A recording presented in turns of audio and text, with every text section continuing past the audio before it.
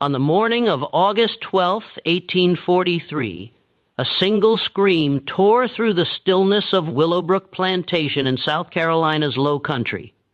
It came from Catherine Hargrove, and what she discovered inside her husband's private quarters that dawn would ignite one of the most tightly buried scandals of the 19th century. Within 72 hours, more than 300 townspeople flooded Beaufort Square to witness a punishment so savage that many later claimed it haunted them for the rest of their lives. Newspapers of the era refused to describe what happened. County officials locked away every related document, sealing the truth for 80 years. When those records were finally unsealed in 1923, historians realized the rumors had barely scratched the surface. This was never just a story of infidelity or moral outrage. It was the calculated unraveling of a man's identity, engineered by the one person who understood how to turn an entire community's fury into a weapon. Before we continue with the story of Willowbrook Plantation and the scandal that obliterated the Hargrove name, do me a favor. If this account is already sending chills down your spine, subscribe now. Here, we uncover America's darkest true stories, the ones deliberately erased from the historical record. Tell us in the comments which state you're listening from. Are you closer to this place than you realized? Subscribe now, because what comes next is far more disturbing. Now, let me take you back to 1843, to a world where reputatio and meant everything, and losing it meant losing your existence. Bilford, South Carolina, in the early 1840s, was built on contradictions. Spanish moss hung from ancient oaks like funeral shrouds, beautiful and suffocating. The air smelled of salt marsh and magnolia blossoms, sweetness that could not mask the underlying decay. This was where fortunes rose from fields worked by enslaved hands, where Dulwich columned mansions competed for the most impressive display of wealth and power. The Hargrove family occupied the highest tier of this society. Edmund Hargrove, 35 years old in 1843, had inherited Willowbrook Plantation from his father 7 years earlier. 3,000 acres of prime land, a Greek revival mansion completed in 1838, crystal chandeliers from France heart pine floors so perfectly joined tea, seams were invisible. Edmund was exactly what a South Carolina gentleman should be. Tall, dark-haired, broad-shouldered from years of riding, he dressed impeccably, spoke with the measured cadence of old money, served on the town council, held position as church deacon. He was known as a fair master, which in that time meant he did not whip his slaves as often as his neighbors. But Edmund Hargrove, had a secret that would destroy everything. Catherine Hargrove, born Catherine Petton, had married Edmund in 1837. She came from Charleston, wealth that rivaled the Hargroves. The marriage had been arranged, as most were, a union designed to strengthen both families. She was beautiful in the way Southern society demanded, pale skin protected from sun, dark hair perfectly arranged, waist coarse. Ted to fashionable narrowness. She had been educated at Charleston's finest academy, trained in French, piano, watercolors, and the subtle art of managing a household while appearing to do nothing. Their wedding had been the social event of the season. 400 guests at St. Michael's Church. Everyone said they made a perfect couple. Everyone said their children would be beautiful. But 6 years into marriage, there were no children. This was whispered in parlors, always with that mixture of pity and judgment society reserved for women who failed their primary duty.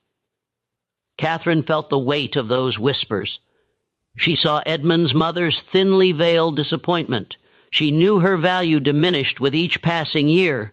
What Catherine did not fully understand was why there were no children, why EDM came to her bed so rarely, why he seemed distant, his mind elsewhere even when his body was present. The truth lived in the quarters behind the main house. The truth had names, Marcus, Samuel, and Daniel. Marcus was 24, son of the plantation's head cook, light-skinned with features that hinted at mixed ancestry no one spoke of openly. He had worked in the main house since 15, first as footman. As Edmund's personal valet, he was intelligent, able to anticipate needs before they were spoken, moving through the house like a shadow. Samuel was 26, working the stables, darker than Marcus, muscular from physical labor, with hands equally skilled at managing horses and repairing leather. He had quiet dignity, an inner strength slavery could not quite break. Edmund had noticed him 3 years earlier, begun finding reasons to visit the stables more frequently.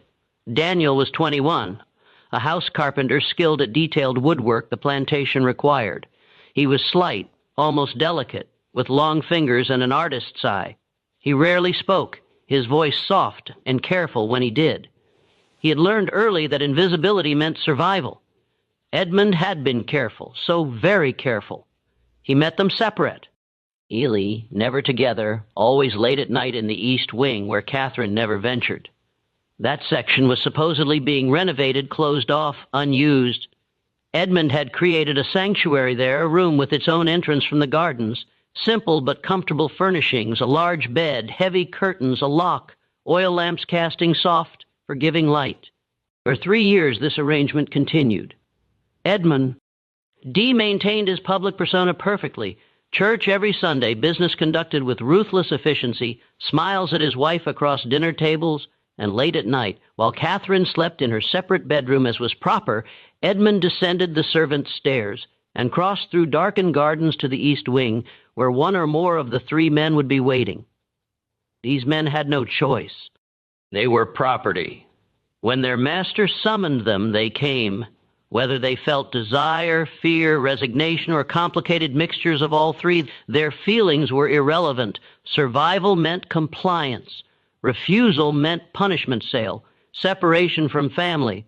So they came, when called, kept silent, told themselves they were at least safe from field work that broke other men's bodies, at least slightly better food, slightly better clothing, small privileges Edmund granted in exchange for their silence and their bodies.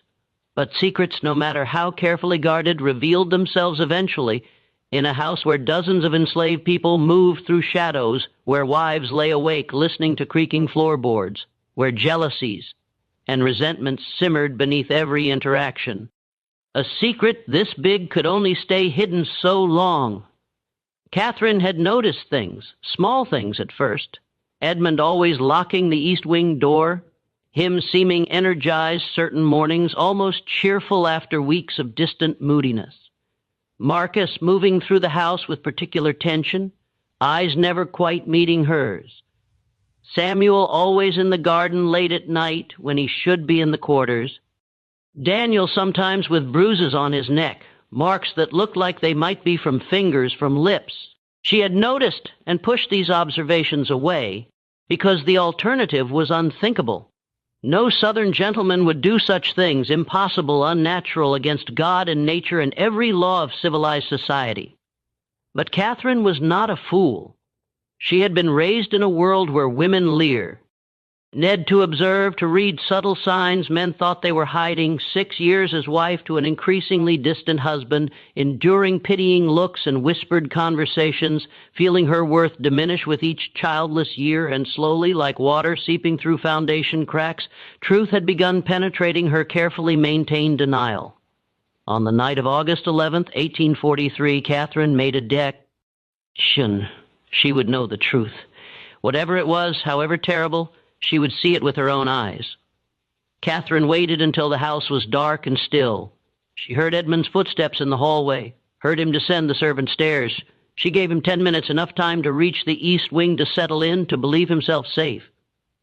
Then she rose from her bed, wrapped a dark shawl around our white nightgown, and followed. The garden was illuminated only by quarter moon and faint glow from slave quarters. Catherine moved carefully, bare feet silent on brick paths. She could hear cicadas in trees, distant river sounds, her own heart pounding so hard she thought it might wake the entire plantation. She reached the East Wing. The side door was slightly ajar. Light flickered from within. Casting shifting shadows, Catherine approached slowly, breath shallow, hands trembling. She looked through the gap in the door. The room was larger than expected, furnished with care that made clear this was no temporary arrangement. The bed dominated the space, covered in fine linens Catherine recognized as missing from household inventory. Oil lamps cast warm light across the scene. Edmund Waugh. S on the bed, unclothed, his body intertwined with three others. Marcus, Samuel, and Daniel were with him, moving together in ways that left no doubt about what was happening. The sounds, the intimacy, the obvious familiarity of their movements spoke of ongoing practiced, comfortable relationship. Catherine's hand flew to her mouth, stifling the scream rising in her throat. She stood frozen, unable to look away, unable to process what she was seeing. Her husband, the respectable planter, church deacon, pillar of society, engaging in acts that were not only illegal, but considered the deepest possible depravity. In 1843, South Carolina, what Catherine witnessed was a crime punishable by death, not just for Edmund, but for Marcus, Samuel, and Daniel as well. The law made no distinction, showed no mercy. The act itself was called sodomy, though that word was rarely spoken aloud. It was considered abomination, sin so terrible that even discussing it could corrupt decent people. Catherine watched perhaps 30 seconds, though it felt like eternity. She watched Edmund kiss Marcus with tenderness she had never experienced in their marriage. She watched Samuel's hands move across Edmund's back with obvious familiarity. She watched Daniel whisper something that made Edmund laugh, genuine, unguarded laugh she had not heard in years. In that moment, watching her husband show more authentic emotion and desire with three enslaved men than he had ever shown with her, Catherine felt something cold and hard crystallize in her chest. Not just betrayal, though that was present. Not just humiliation. She felt that too. What she felt was rage, pure, focused, calculating rage. She had given this man 6 years of her life, endured whispers and judgment, diminished herself, trying to be the perfect wife. And all the while he had been here in this room with these men, living his true life while she lived a lie. Catherine backed away from the door, mind already racing. She returned to the house, climbed stairs to her room, sat at her writing desk. Her hands were steady now, breathing calm. She lit a candle and pulled out paper. She began to write 3 letters, one to Edmund's mother, one to Sheriff Charles Denore, one to Edmund himself. In each she described what she had witnessed, sparing no necessary detail to convey the full horror. She sealed all 3 letters, then walked to Edmund's door and slid his letter underneath. She returned to her room and lay in bed, fully dressed, waiting for sunrise. Edmund found the letter at dawn. He picked it up, broke the seal, read, color drained from his face. Hands began shaking. He read 3 times as if repetition might change the words. Catherine had seen him. She knew everything, and she had already written to the sheriff and his mother. Edmund's first instinct was panic. Run, saddle a horse, ride north, disappear. But where would he go? He was a plantation owner whose entire identity was tied to this land. He had no skills beyond managing enslaved labor and maintaining social position. Without Willowbrook, without the Harrove name, he was nothing. His second instinct was denial. Perhaps he could convince Catherine she misunderstood. But even as these thoughts formed, he knew they were desperate and foolish. Catherine had described details proving beyond doubt she had witnessed exactly what she claimed. His third instinct was rage. How dare she threaten him? But that rage died quickly, because Edmund knew the truth. He had betrayed her, lived a lie, and in the rigid moral universe of Antebellum South, what he had done was unforgivable. He walked to Catherine's bedroom and knocked. No answer. He tried the handle. Locked. He knocked again, harder. "Catherine, we must talk, please." Her voice came from behind the door, calm and cold. "There is nothing to discuss, Edmund. The letters have been sent. Sheriff Denore will arrive within the hour, your mother shortly after. I suggest you use whatever time remains to make peace with God, since you will have no peace in this world." Edmund pressed his forehead against the door. "Please, Catherine, I can explain." Explain how you have spent 3 years defiling yourself and your slaves. Explain how you have made mockery of our marriage and our name. There is no explanation that matters, Edmund. You are a sodomite. That is what you are. That is all you are, and everyone will know it by sunset. Sheriff Donor arrived at 7:30 with 2 deputies. Catherine met them at the door, still in night clothing over. She invited them inside, offered coffee, explained the situation with calm, measured tone of woman reporting a property dispute. The sheriff was large, 60 years old, gray beard, eyes that had seen every variety of human wickedness. He had known Edmund since Edmund W. As a boy, attended the wedding, been guest at Christmas parties. As he listened to Catherine describe what she witnessed, as he read her detailed account, his face darkened with betrayal, mixed with disgust, mixed with cold determination of a man who knew exactly what the law required. These are serious charges, Mrs. Hargrove, the most serious a man can face in this state. I am aware, Sheriff, is why I sent for you immediately. My husband is in his study. The 3 slaves he was with are in the quarters. I want them all arrested. I want this handled according to the full extent of the law. The sheriff nodded slowly. Where did this incident occur? The East Wing. There is a room there furnished for this purpose. You will find everything exactly as I described. Sheriff Donor motioned T. Oh, his deputies. They moved through the house with Catherine leading. She showed them the East Wing, the side door, the room itself. The bed was still unmade, lamp still burning low. Evidence of what occurred was everywhere, impossible to deny. The sheriff's jaw tightened. This was violation not just of law, but of entire social order. Edmund Hargrove was one of the wealthiest men in the county, respected citizen, community leader, and now he would have to be destroyed publicly and completely, because the alternative was to let such behavior stand unpunished, which would shake the very foundations of their society. Arrest Mr. Hargrove, the sheriff told his deputies. Bring him to town jail, then go to quarters and arrest the 3 slaves, Marcus, Samuel, and Daniel.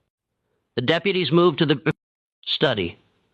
Edmund did not resist. He stood when they entered, set down his glass, held out wrists for shackles. His face was blank, empty of expression. He looked at Catherine once as they led him past her in the hallway. She met his gaze without flinching. I hope you understand what you have done, Edmund said quietly. This will destroy you as much as it destroys me. Catherine smiled, a cold terrible smile. I know exactly what I have done. I have revealed you for what you are. I will survive this, Edmund. I will return to Charleston, to my family. I will be the wronged wife, the innocent victim of your depravity, but you will be nothing. Just a name people whisper about, a cautionary tale, a warning about consequences of unnatural vice. Edmund said nothing more. Deputies led him out, side to a waiting wagon. Within minutes, he was on his way to Beaufort Town Jail, shackled like common criminal, his fall from grace so sudden and complete it seemed almost unreal. Marcus, Samuel, and Daniel were taken from quarters in chains. Their families watched in silent horror, understanding their loved ones were caught in something that would likely end in death. In 1843, South Carolina, Slav had no legal defense against such charges. If a white man claimed they participated in sodomy, their guilt was assumed. By noon, all 4 men were locked in separate cells. By evening, everyone in Beaufort knew. The news spread like wildfire, whispered in shops and parlors, discussed in horrified tones over dinners, debated in taverns. Edmund Hargrove, the respectable planter, was a sodomite cow, in the act with 3 male slaves. His wife had discovered him and reported him to law. The scandal was so enormous it dwarfed every other topic. Nothing else mattered except this one terrible revelation. The week between Edmund's arrest and his trial felt suspended in time, as if all Buffett was holding its breath. The town had never experienced scandal of this magnitude. Murder, they had seen. Theft, adultery, drunkenness, violence, all the usual sins had passed through the courthouse, but this was different. This touched something deeper and more terrifying, a violation so profound it threatened the very order of their world. Judge Howard Middleton presided over Beaufort County's legal proceedings. 68 years old, War of 1812, veteran, known for strict law interpretation and unwavering commitment to maintaining social order. When he received documents related to Edmund's arrest, he sat in chambers for over an hour, reading and rereading charges. He had known Edmund since childhood, signed the marriage license, approved loans for Willowbrook expansion. Now he was being asked to preside over Edmund's destruction. The law was clear. South Carolina statutes define sodomy as the ABO, minable crime against nature, prescribing punishment of either death or such lesser penalty as court deemed appropriate. Though statute strongly implied death was preferred, no ambiguity, no room for interpretation. The act itself, if proven, demanded harshest consequences, but Judge Middleton faced complications. Edmund was white, wealthy, from founding family. Marcus, Samuel, and Daniel were NS. Laved, property, legally worth perhaps $800 each. Law theoretically applied equally, but in practice, everyone knew enslaved people would be punished more severely and quickly. The question was how to handle Edmund without creating precedent that might threaten other wealthy white men with secrets they preferred hidden. On August 15th, Judge Middleton called private meeting. Present were Sheriff D. Honore, County Prosecutor Richard Fellows, 3 prominent citizens, including mayor and 2 church deacons. Catherine was not invited, nor was anyone representing Edmund. Gentlemen, the judge began, we face situation requiring both justice and discretion. Charges against Mr. Hargrove are supported by unimpeachable evidence. His wife witnessed the crime directly. Physical evidence corroborates T.S. Timony. If this were any other man, any man of lesser standing, we would proceed directly to conviction and sentencing without hesitation. But it is not any other man, Mayor Thomas Pritchard interjected. It is Edmund Hargrove. His family has been part of this community 3 generations. His plantation employs hundreds directly or indirectly. If we execute him, what happens to his slaves? His prop. The debts he owes and debts owed to him.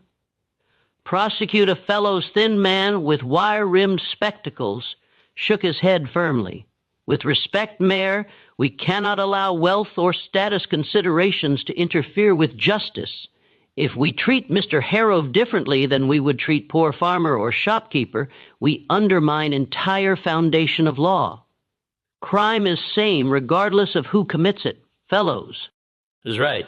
Sheriff Denore added, I have the man in my jail. 3 slaves who participated. If we let any escape justice, what message does that send? That wealthy can do whatever they wish? That law only applies to common folk.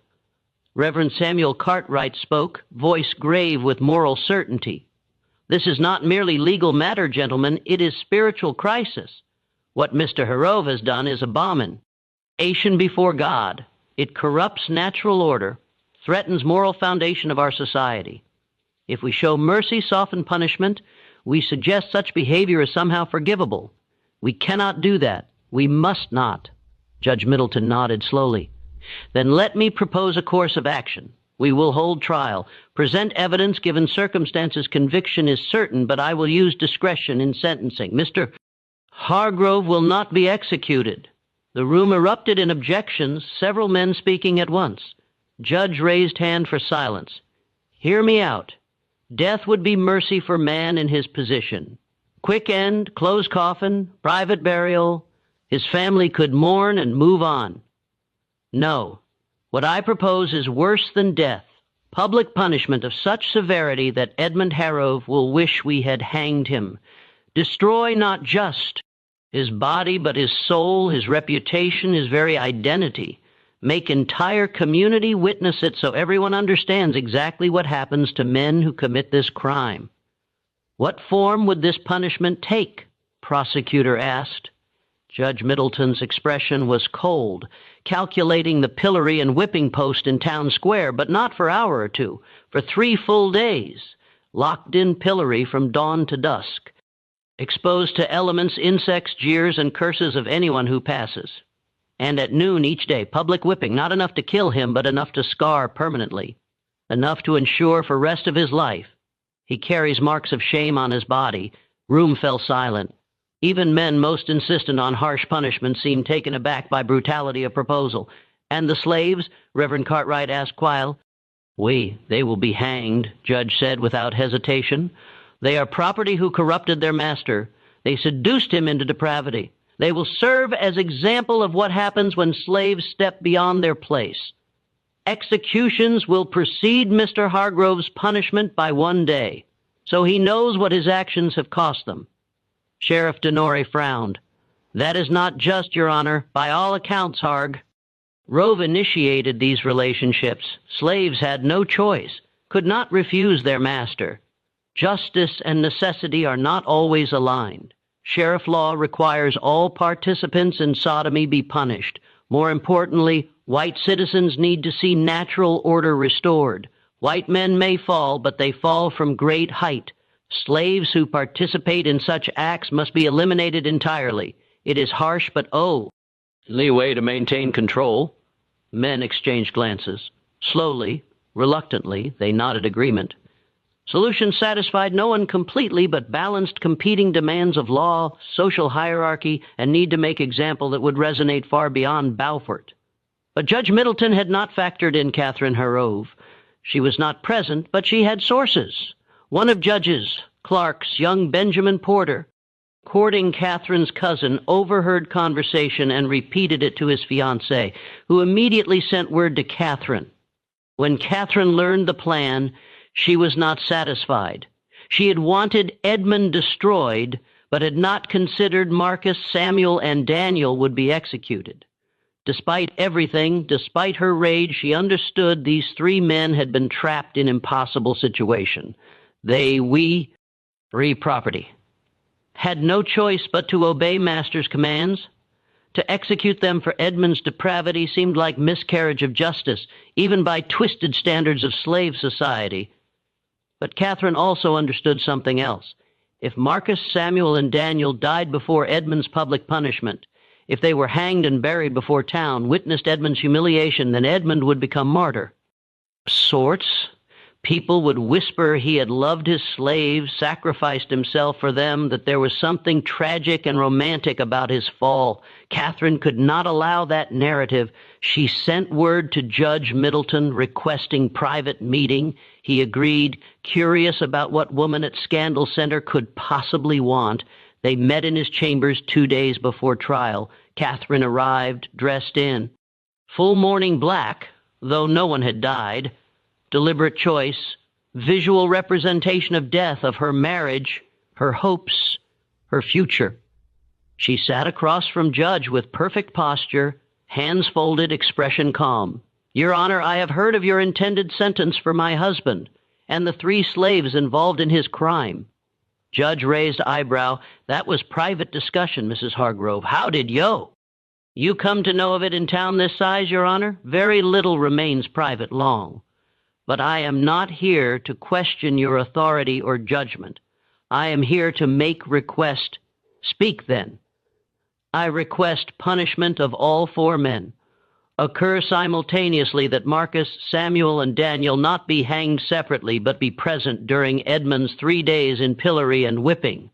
That they be forced to watch T becomes of the man who used them, and that Edmund be forced to watch their executions on final day after his punishment is complete. Judge leaned back, studying her. That is remarkably cruel, Mrs. Hargrove, even for wronged wife. My husband showed me no mercy, Your Honor, showed our marriage no respect, showed God's law no reverence. Why should I show him mercy now? Why should he be granted din? Is of being punished, alone where he can imagine himself victim? Let him see what his desires have caused. Let him watch those 3 men die, knowing his actions brought them to gallows. Let entire towns see complete picture of his depravity and its consequences. Judge Middleton was silent for a long moment, then nodded slowly. Your request is granted. I will modify sentence accordingly. Trial will proceed in 3 days. Punishment will begin day after verdict. It will be exactly as you described. Catherine stood, smoothed her black skirts, offered Judge small, cold smile. Thank you, Your Honor. Justice should be complete. Entire story should be told. Nothing should be hidden. The trial began August 18th, 1843. Courtroom packed beyond capacity. People stood in aisles, crowded doorways, pressed against windows, trying to hear every word. This was not just trial, it was social event of decade, spectacle that would be discussed and debated for years. Edmund was brought in wearing shackles. He had not been allowed to change clothes since arrest. Once fine shirt stained and wrinkled, face gaunt, eyes hollow. He looked like man who had already died inside, going through motions of living Bicot. Say he had no other choice. Marcus, Samuel, and Daniel were brought separately, also in chains, made to stand in courtroom corner, guarded by armed deputies. Their faces showed different emotions. Marcus looked resigned, almost peaceful, as if he had accepted what was coming. Samuel's jaw was set, eyes burning with quiet rage. Daniel was trembling, tears running silently down face. Judge Middleton Took his seat. Prosecutor rose and presented charges. Then Catherine was called to testify. She walked to witness stand with head held high, wore dark gray now, still mourning colors, but slightly less severe, placed hand on Bible, swore to tell truth. Then in clear, steady voice described in exact detail what she had witnessed morning of August 12th. Courtroom was utterly silent as she spoke. Men shifted uncomfortably. Women fanned themselves, whether from heat or shock, impossible to say. Every word Catherine uttered was like hammer blow, destroying Edmund's reputation, dignity, very humanity. When she finished, prosecutor asked Mrs. Hargrove, "Is there any possibility you misunderstood what you saw?" "No, sir, no possibility of misunderstanding. What I witnessed was clear, unmistakable. N.D. deliberate. My husband was engaged in active sodomy with 3 male slaves. He was not coerced, not confused. He was participating willingly and enthusiastically in acts that violate every law of God and man." Defense attorney young William Crawford, assigned to Edmund's case, and clearly wishing he had not been, stood for cross-examination. "Mrs. Hargrove, is it possible your husband's behavior was result of temporary insanity, that he was not in right mind?" Catherine's eyes narrowed. "My husband has been engaging in this behavior for at least 3 years, Mr. Crawford. That is not temporary insanity. That is deliberate choice. That is who he is." Crawford tried few more questions, but each only made Edmund's situation worse. Finally sat down, defeated, no defense to be made, evidence overwhelming, witness unshakable. Edmund was asked if he wished to testify. He shook his head. What could he possibly say? Truth was undeniable. Marcus, Samuel, and Daniel were not allowed to testify. Slaves could not give evidence in court except in limited circumstances. And this was not one. Their guilt was assumed based on Catherine's testimony and physical evidence. They had no voice, no chance to explain or defend. Simply stood in corner, waiting for inevitable verdict. Judge Middleton addressed jury, though everyone knew their decision was predetermined. "Gentlemen of jury, you have heard testimony, seen evidence. Law is clear on this matter. Sodomy is crime of highest order, abomination that threatens moral fabric of our society. You must now determine whether accused are guilty of this CRI." Jury deliberated less than 10 minutes. When they returned, foreman stood and delivered verdict. "We find defendant Edmund Hargrove guilty of sodomy." Murmur ran through courtroom. Some voices expressed satisfaction. Others sounded shocked, even though outcome had been certain. "We find slaves Marcus, Samuel, and Daniel guilty of sodomy and of corrupting their master." This verdict delivered more quietly, almost as afterthought. 3 men's fate had never been in question. They were already dead in eyes of law. Jury simply made it official. Judge Middleton nodded. Court accepts verdict. We will proceed to sentencing. He paused, letting tension build. Every person leaned forward, waiting to hear what punishment would be decreed. Edmund Hargrove, you have been found guilty of abominable crime of sodomy. Law permits me to sentence you to death. and many believe that would be appropriate punishment. However, I believe death would be too merciful. You have violated not just law but sacred trust of your position, corrupted your slaves, abused authority, brought shame upon family and community. Edmund closed eyes, waiting for sentence to continue. Therefore, I sentence you to 3 days of public punishment. You will be locked in pillory in town square from dawn to dusk each day. At noon each day, you will receive 20 lashes with whip. You will be marked permanently, so for rest of your life you carry evidence of your crime upon your body, and you will witness execution of 3 slaves whose lives you destroyed with your unnatural desires. Gasp went through courtroom. 3 days in pillory was bar oodle enough, but 60 lashes total would leave man scarred and broken. Forcing Edmund to watch executions was psychological torture many found excessive, even given severity of crime. As for Marcus, Samuel, and Daniel, Judge continued, turning to face 3 enslaved men, you are sentenced to death by hanging. Execution will take place in town square on afternoon of 3rd day of Edmund Hargrove's punish. So he may witness consequences of corruption he brought upon you? Daniel collapsed. Deputies caught him before he hit floor, held him upright. Samuel's face remained impassive, but hands clenched into fists. Marcus looked directly at Edmund for first time since trial began. An expression on his face was not anger or fear. It was something worse. It was pity. Judge Middleton struck gavel. The court is adjourned. Sentence will be carried out beginning tomorrow at dawn. May God have mercy on all your souls. Courtroom erupted in conversation as people filed out. Some satisfied justice had been served, others disturbed by severity, many already planning to attend public spectacle. Drawn by morbid curiosity and knowledge, they were about to witness something that had never happened in both or before. Catherine left without looking at Edmund. She had achieved what she set out to do. Truth was public. Edmund was destroyed. She would soon be free to leave this place and never return.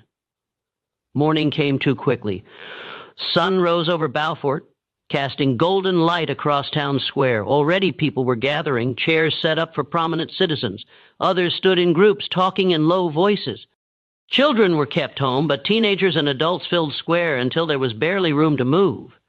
In center stood pillory, wooden frame with holes for head and hands, and beside it whipping post, thick wooden pole with iron rings for securing condemned. Both had been freshly painted, as if someone wanted them to look their best for this historic occasion. At dawn, Edmund was brought from jail.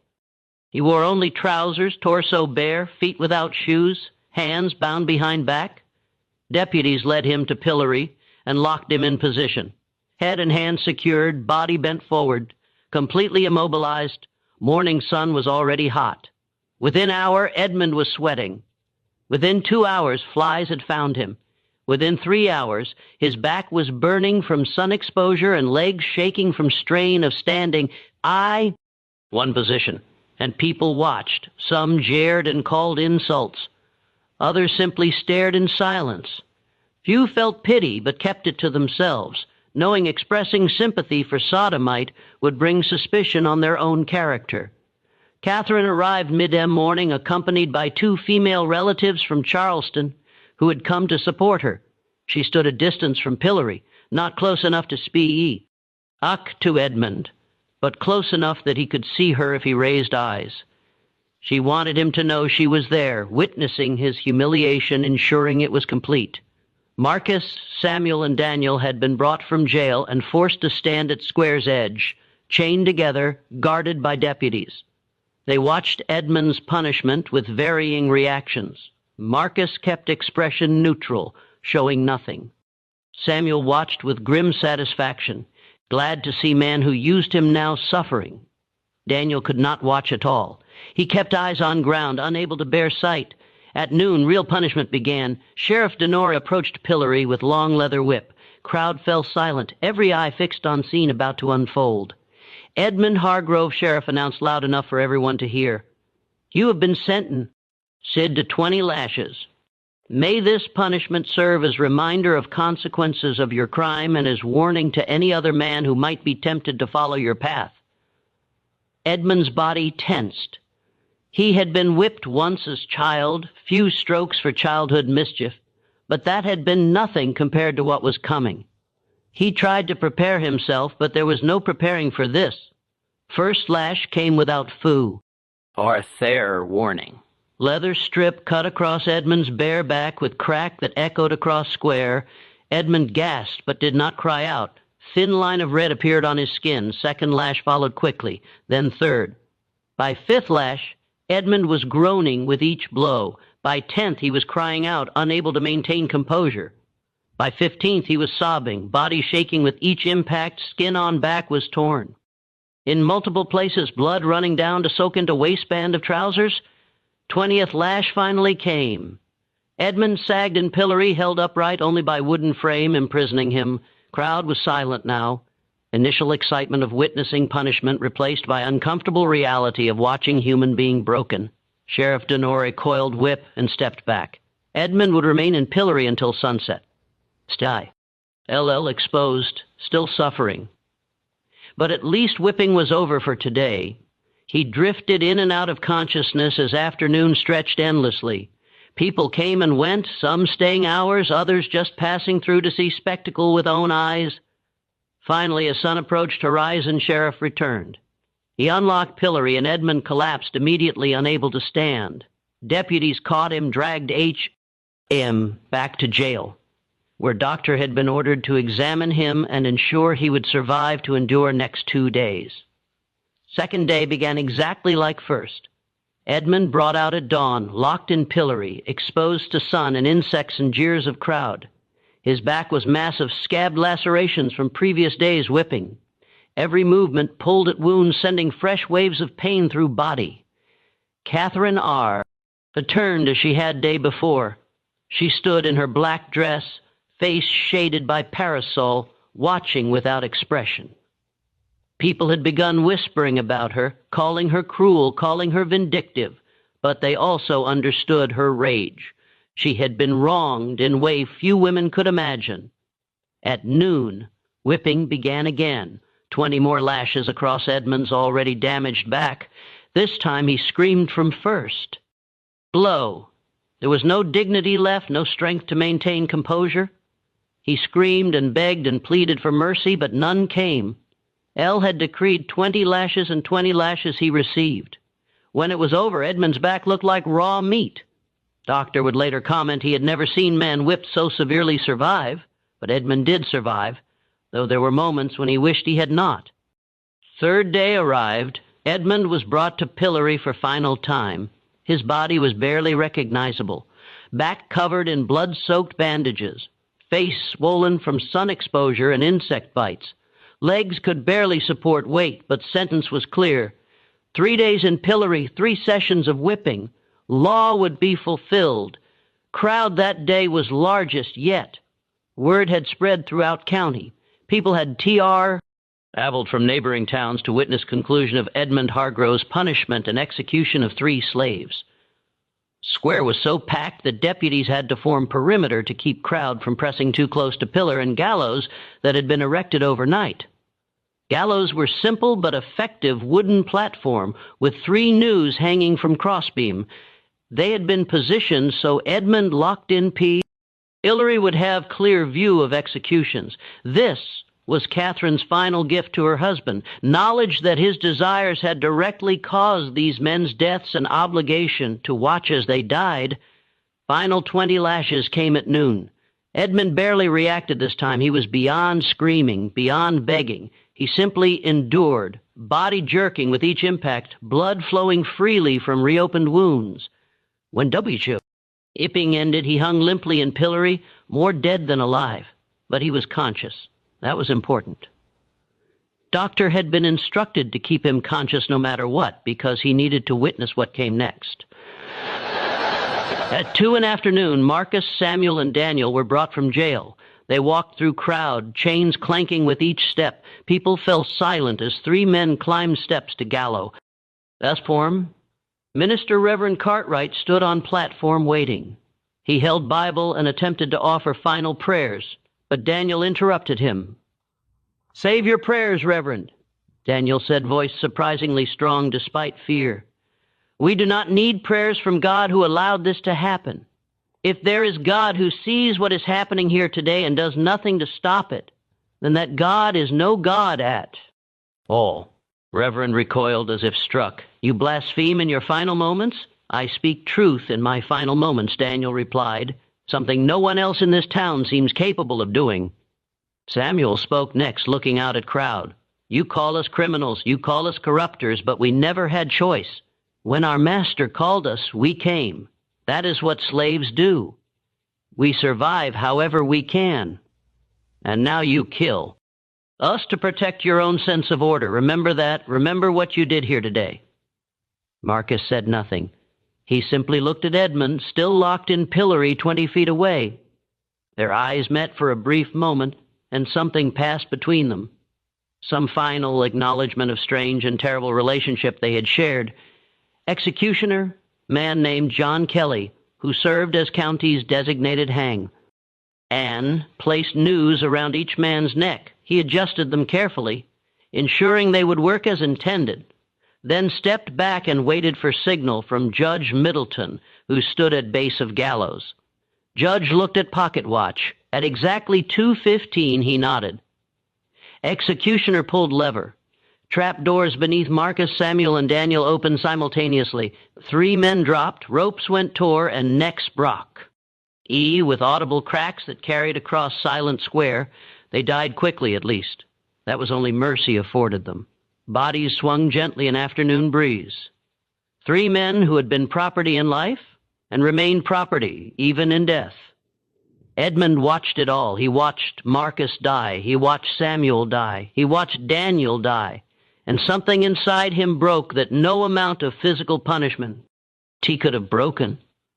He made sound, low, wailing cry that seemed to come from somewhere deep inside shattered soul. Sound of anguish and despair and guilt that would haunt everyone who heard it for rest of their lives.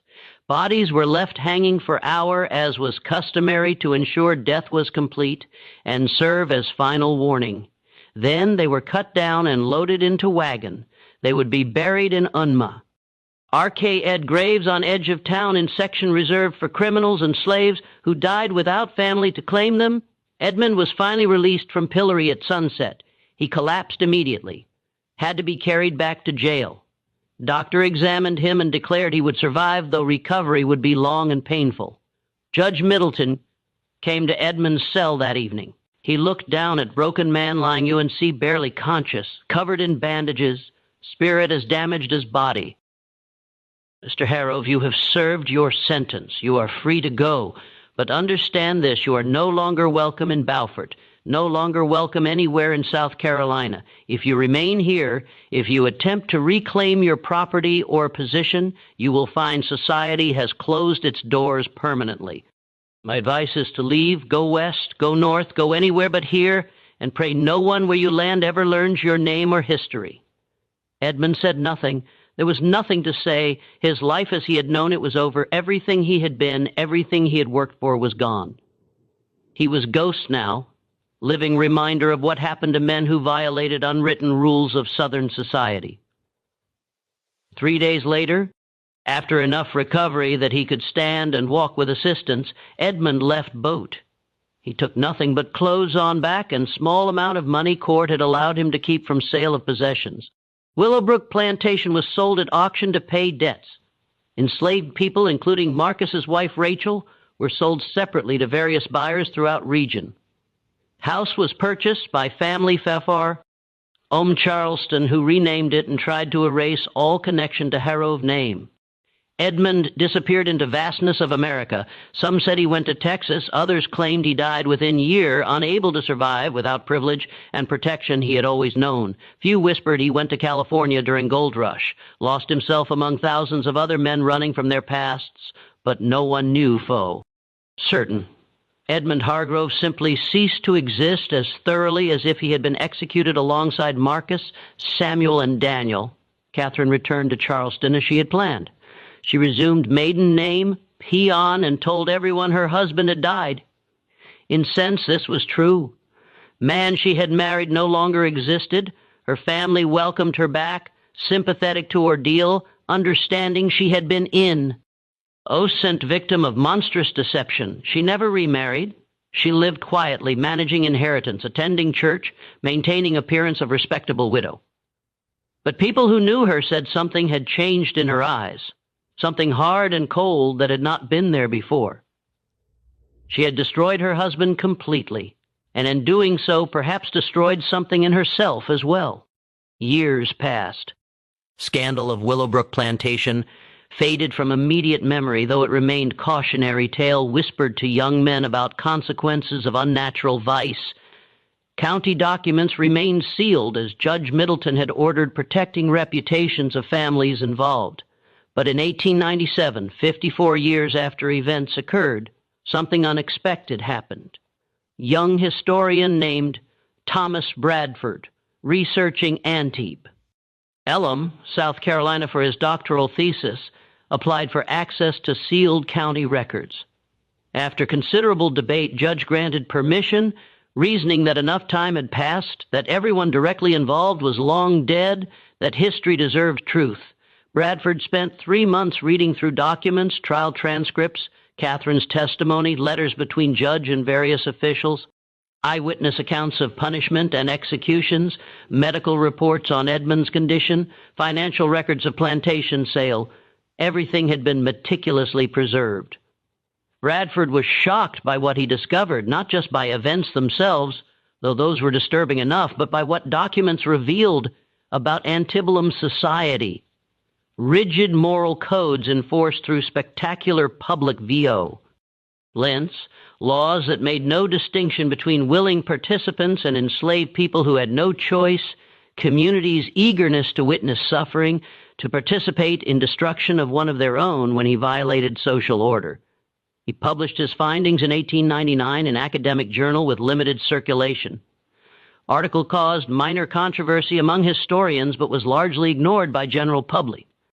Story was too old, too disturbing, too at odds with romantic myths about Old South that were being promoted in that era. Then in 1923, 80 years after scandal, Beaufort County finally opened all sealed documents to public. Local newspaper ran brief article about Hargrove case, presenting it as interesting historical curiosity. Article mentioned that Catherine Peaton had lived until 192, dying at 87 in Charleston. That Edmund Harrow's ultimate fate remained unknown, that descendants of Marcus Samuel and Daniel's families still lived in region, though most had never known full story of how their ancestors died. Article concluded with observation that seemed to miss entire point. It was different time with different standards of morality and justice. We can only be grateful that we live in more enlightened era. But was it really so different? That was question that haunted few people who truly understood story. Laws had changed. Yes, public executions were no longer permitted. Torture was no longer legal punishment. But human capacity for cruelty in service of maintaining social order, for using law to destroy those who threatened established hierarchies, for creating scapegoats and demanding blood sacrifices to appease collective fear and rage. Had any of that truly changed? In 2015, Small Historical Society in Beaufort erected marker near site where gallows had stood in 1843. Marker acknowledged that 3 enslaved men, Marcus, Samuel, and Daniel, last names unknown, had been executed on this spot for crimes that modern understanding recognized they could not have refused to commit. Marker called it injustice, called it tragedy, called it reminder of laws and social systems that valued property rights over human dignity. Marker said nothing about Edmund Hargrove, nothing about Catherine, nothing about 3 days in pillory or 60 lashes that left permanent scars. That part of story remained too uncomfortable, too complex, too resistant to simple moral lessons about PAs. Injustices. Because Edmund was both perpetrator and victim, he had used his power to coerce enslaved men into sexual relationships, making him abuser regardless of his own desires. But he had also been destroyed by society that gave him no way to exist as who he truly was, forcing him to hide, to lie, to create secret room where he could be authentic for few stolen hours. Catherine was both Vic, Tim, and perpetrator. She had been genuinely wronged, trapped in loveless marriage, subjected to years of humiliation and judgment, but she had also orchestrated punishment of extraordinary cruelty, ensuring not just Edmund's physical destruction, but his psychological and spiritual annihilation. Marcus, Samuel, and Daniel were purest victims in story, men who had no choices, no power, no voice, were used and then executed to maintain social order they had no role in creating. Their deaths were legal murder sanctioned by courts and witnessed by hundreds who convinced themselves they were upholding justice and morality, and crowd 347 citizens who gathered in Beaufort Town Square over 3 August days in 1843, who watched man being tortured and 3 men being hanged who brought their fam. Illies to witness. Who jeered and threw things and called it righteousness? What were they? Were they monsters, or were they ordinary people who had been taught that maintaining social order required spectacular violence, that some lives were worth less than others, that public suffering served higher purpose? These questions have no easy answers. History rarely does. What happened at Willowbrook PL Plantation and in Beaufort Town Square was not aberration. What happened at Willowbrook was not an aberration. It was the inevitable outcome of laws and social orders that defined the antebellum South. And, more broadly, any society built upon rigid hierarchies of power, maintained through fear and violence. The story unsettles us not because it feels alien, but because it feels familiar. It exposes an uncomfortable truth about human nature, how quickly empathy disappears when cruelty is labeled as justice, how easily we convince ourselves that destroying others is necessary to protect our own safety, morality, and virtue. Edmund Harrove, Catherine Peyton, Marcus Samuel Daniel, Judge Middleton, Sheriff Denore, Reverend Cartwright, and the 347 witnesses who stood and watched. All are gone now. Their world has vanished, but the echoes of their actions remain, the choices they made, the violence they committed, allowed, or endured. Listen closely, and you can still hear those echoes whispering through time. What do you think of this story? Do you believe the full truth ever came to light, or are there STI, LL secrets buried deep in Beaufort's past? Leave your thoughts in the comments below. And if you enjoyed this dark chapter of American history and want more stories like it, subscribe to Vintage Truths. Turn on the notification bell and share this with someone who loves historical mysteries. Join us next time as we uncover another forgotten nightmare from America's past.